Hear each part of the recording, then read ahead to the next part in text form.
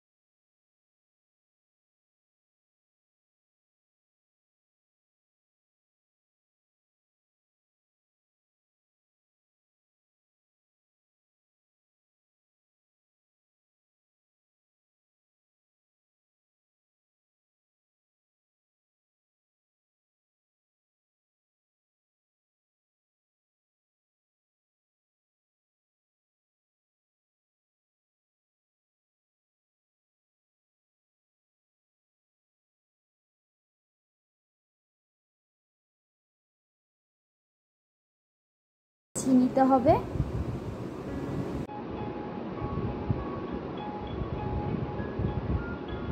এখন আমি মাটনটাকে খুব ভালো করে কষিয়ে নিচ্ছি।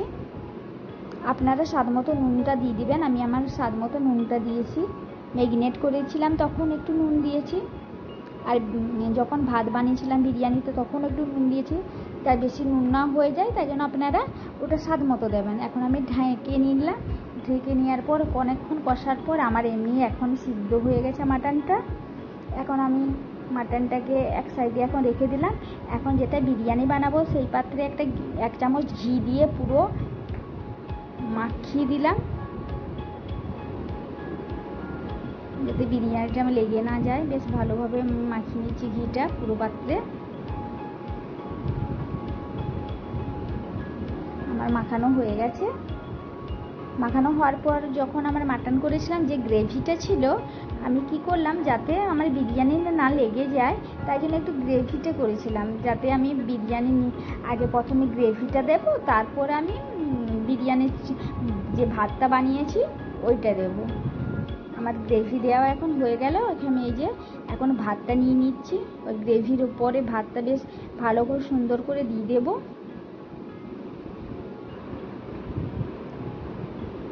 অল্প অল্প করে আমি এখন ভাতটা দিয়ে দিচ্ছি।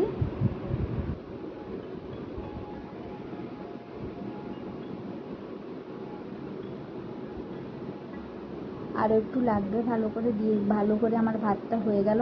এখন আমি মাটন দিয়ে দিচ্ছি, যেগুলো মাটনগুলো আমি কষে রেখেছিলাম ওই মাটনটা দিয়ে দেবো ভাতের ওপরে।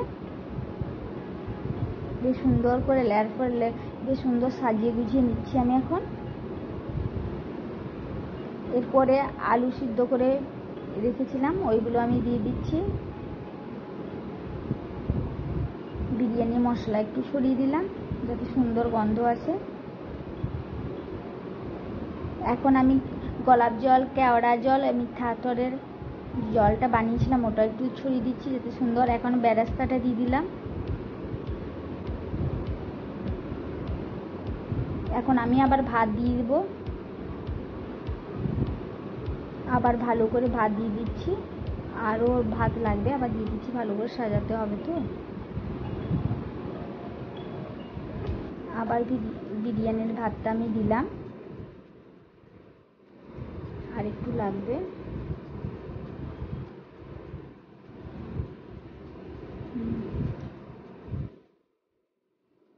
এরপর আমি সিদ্ধ করে আলুগুলো দিয়ে দিচ্ছি।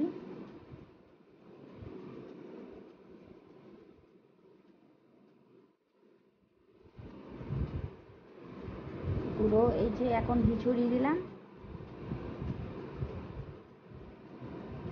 একটু এখন আমি ঢাকা দিয়ে গ্যাসে কম আছে, এখন আমার 15-20 মিনিট হবে। এখন আমার বিরিয়ানি রেডি হয়ে গেছে। যদি আপনাকে এই ভিডিওটা ভালো লেগে থাকে অবশ্যই লাইক করবেন, কমেন্ট করবেন, শেয়ার করবেন। কার